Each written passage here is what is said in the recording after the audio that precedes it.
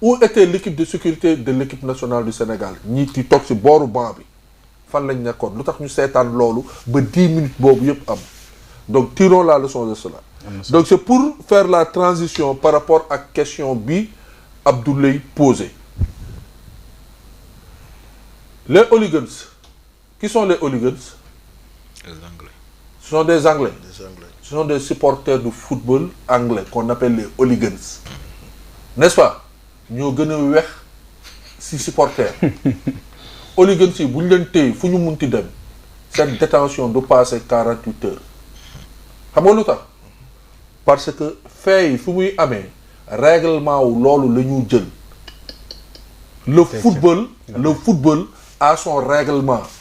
ñi ñu téye à Rabat nañu def en sorte qu'on les libère puisque les faits se sont passés dans un stade. Ils ont commis des infractions, ils n'ont pas commis de délits. En termes de sport, ce sont des infractions qu'ils ont commis. Nañ leen bàyyi suñu leen di daan nañ leen daan en fonction du règlement du football biir stade la amee génnuñu def vandalisme ci réewu Rabat yi. Interdiction de stade mooy. C'est possible. La seule sanction. Suspension de stade am na ñoo xam ne da leen di dal waruñu leen kii waruñu def 48 heures de détention léegi nag ils sont arrêtés. Il paraît que dafa am grève des avocats au niveau du Maroc. loolu moo tax demuñu en première kii léegi. am na nag lenn loo xam ne réew ak réew ñoo ko mën a lijjanti. Coupe d'Afrique bii wane na beneen xar kanamu les relations entre les nations. Cameroun buggutuñu dara ci CAF bi ñu nekk nii. Algérie daanaka ñoom dafa mel ni Sénégal da leen fajal seen gàcce. Comores boo waxee day ne nous sommes un petit pays du football mais nous avons été trahis ñoom trahison lañ ko jëlee. et bu ñu jëlee composant cocktail yooyu yëpp man je pense que dynamique leadership u football si ñun la war a mën a commencer ñu on a raté bi ñu joxee sud-africain bi parce que à l'époque Augustin Senghor était le mieux préparé le mieux positionné pour prendre la confédération africaine de football. affaire u xaalis moo fa imposé wu. parce que dirigeants yi ngay dégg nii yëpp ay hommes d'affaires lañu ay businessman lañu. donc nañu xool africain bi gën a jege.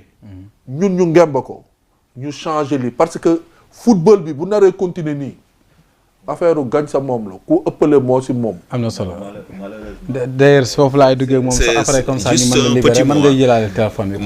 Malheureusement non c'est bon on peut continuer. Malheureusement le seul écueil dans cette affaire là. c'est que quand on a une nouvelle fédération. elle est allée s'allier à ceux qui ont tout fait pour faire tomber notre président de fédération. Le Sénégal. Augustin Senghor. Tous les coups bas qu'il a connus ont été orchestrés par le Maroc et la Mauritanie.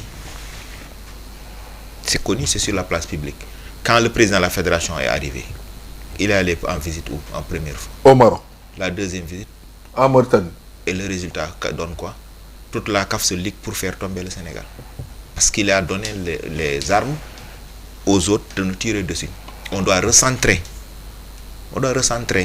notre diplôme, notre organisation sportive alliée ak ñii ñuy amal njëriñ et ñii ñuy défendre suñuy intérêt parce que suñuy intérêt ñoo njëkk a défendre avant de défendre les intérêts des autres. Là on a été dans une posture la fédération de football xam nga sànq wax naa ko ne ils ont fait l'erreur de communiquer. Fédération football deful communiquer veille demi-finale di féliciter Maroc pour la bonne organisation de la CAN. yow ngay dem guerre bi jeexagul tu félicites ton futur adversaire. Mais man, ils ont fait non en matière de communication je suis dans le domaine de la communication. waxuma ci acte yi ñu posé mais c'est une communication elle a été désastreuse dans cette CAN là ñun journalistes yi bu nekkee ci compétition duñ ko wax parce qu'on est des Sénégalais on est dans la bataille d'abord on masque toutes nos carences pour appuyer le Sénégal là où il doit on montre ce qu'il y a de meilleur chez nous mais le CAN jeex na léegi on est en droit de dire lii ak lii erreur la pour éviter que ça se reproduise. C'est vrai que buñ topp parce que waxuñu ko bi fédération football veille demi-finale on est en phase. Moi j'ai aimé. C'est parce que li nga noonu sànq de tey à les alliances chaque pays les Algériens ils se sont battus plus que tout le monde, parce qu'ils sont opposés. Le Maroc est plus proche du Sénégal que de l'Algérie. C'est vrai. Mais les Algériens sont les ennemis jurés des Marocains. Les Tunisiens ne piffent pas les Marocains. Les Égyptiens ne piffent pas les Marocains. Nous, on était censé être plus proche de la Côte d'Ivoire. Mais si tu vas sur les réseaux sociaux, comme tu dis, les Ivoiriens, ils s'arrangent derrière qui? Derrière le Maroc, contre le Sénégal. Quel intérêt ils ont à faire ça? Les Camerounais sont heureux Moi, j'étais en tribune de presse avec des journalistes camerounais qui ont dit que le Sénégal a eu le courage de faire ce que le Cameroun n'a pas osé faire. Parce qu'on les a volés. Tout le monde a constaté qu'on a refusé tous les pénaltys du Cameroun. 2 pénaltys au moins dans ce match-là. Et les Camerounais n'ont pas réagi. Et c'est Eto'o qui a réagi, qui écope de 4 matchs de suspension et de 20 000 de francs suisses d'amende. Mais le Sénégal a eu le courage de dire stop, on ne joue pas. On arrête le match. C'est vrai que c'est pas très fair play. Mais ça, c'est un autre domaine. Est-ce que c'est toujours l'arbitre qui nous a arbitré la finale? C'est toujours ce même arbitre. C'est un groupe d'arbitres qui a été sélectionné pour cette CAN-là pour faire gagner le Maroc. Mais ce n'est pas le même. C'est pas le même arbitre. Mais c'est un groupe d'arbitres. Ils ont choisi un groupe de 4 à 5 arbitres. Ils ont choisi un groupe d'arbitres dont la mission était de faire gagner le Maroc. Et ces arbitres-là, chaque match, ils se débrouillaient. L'arbitre, il a fait sa mission, c'était de siffler un penalty pour le Maroc. Nous avons raté 5 penalty. Mais quand il a sifflé ces penalty-là, à la 94e minute, Diaz marque. Mais tu as 2 minutes d'arrêt de jeu, après le match est terminé. À moto, Djotou égalisé. L'arbitre a fait le travail. Pour ce quoi il a été désigné, il l'a fait. C'est eux qui ont raté leur chance, mais ont accompli leur mission. Mais les arbitres qui étaient là-bas, qui arbitraient les matchs du Maroc, ils étaient tous en mission. Ils devaient faire en sorte que le Maroc gagne les matchs. Ils devaient en faire en sorte que le Maroc se qualifie et gagne le trophée. Et malheureusement, les gars, les Sénégalais, parce que moi, il y a des Marocains, chaque fois on traînait dans les rues de Tanger, là, courageux, Sénégal-Maroc final. Je dis, ok, d'accord, mais vous allez aller gagner la coupe du monde, mais nous, on va prendre la Coupe d'Afrique. Nous, non, ça va, il y a une musiba parce que si vous avez une finale, cette équipe du Sénégal était calibrée. Le Sénégal, l'un de mon qu'on a rentré gagner Canbi, Bagna finale. L'équipe, c'est dans leur état d'esprit, dans leur tête, c'est jouer une finale et la gagner. Pas jouer une finale pour la perdre. Et quand une équipe dans cet état d'esprit-là, tu prends quelques joueurs clés, c'était Gana Gueye, Sadio Mané, Edouard Mendy et un peu Koulibaly. Surtout les 3 premiers, quand tu les vois, tu échanges avec eux, qu'est-ce qu'ils te disent? Ils sont en mission. Quelqu'un qui est en mission, il est là pour accomplir quelque chose. Tu as vu Gana sur le terrain, Gana crampé, prolongation c'est Sadio Mané qui a dit qu'il ne sort pas. Non, Sadio Mané. Après l'autre là, Pape Thiaw lui a dit non, tu restes. Parce que les gens comptaient sur lui et il devait, même s'il devait se traîner par terre là, tant que Bichang Mounoul bouger, il allait rester sur le terrain. Parce que les gens étaient en mission, ils voulaient quelque chose.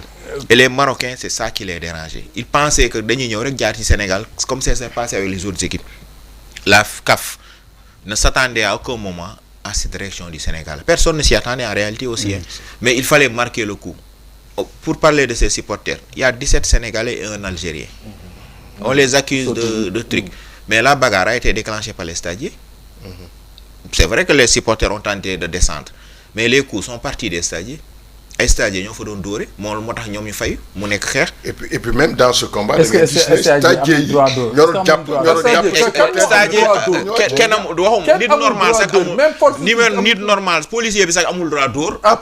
le stadier, il est là pour canaliser. Si ça dépasse, le dépasse, il se retire et on met le cordon de police. Les stadiers, ils donnent des faux. Les ramasseurs de balles. Infantino, quand il a fait son communiqué là, et pour rejoindre ce que tu dis, pour te montrer qu'Infantino n'a pas parlé au nom de la FIFA, c'est Infantino vendu au Maroc qui a parlé. Le communiqué, tu vas sur le site de la FIFA, tu ne le trouves pas. Il n'a pas osé faire un communiqué public. Il a fait un communiqué, il l'a envoyé à l'AFP. Tout le monde l'a repris à l'AFP. Il n'a pas osé le mettre sur le site de la FIFA parce que s'il le met sur le site de la FIFA, ça engage toute la FIFA. Et il sait que s'il le met ce genre de communiqué sur le site de la FIFA, l'UEFA va aller dire, monsieur le président, à quel titre vous parlez?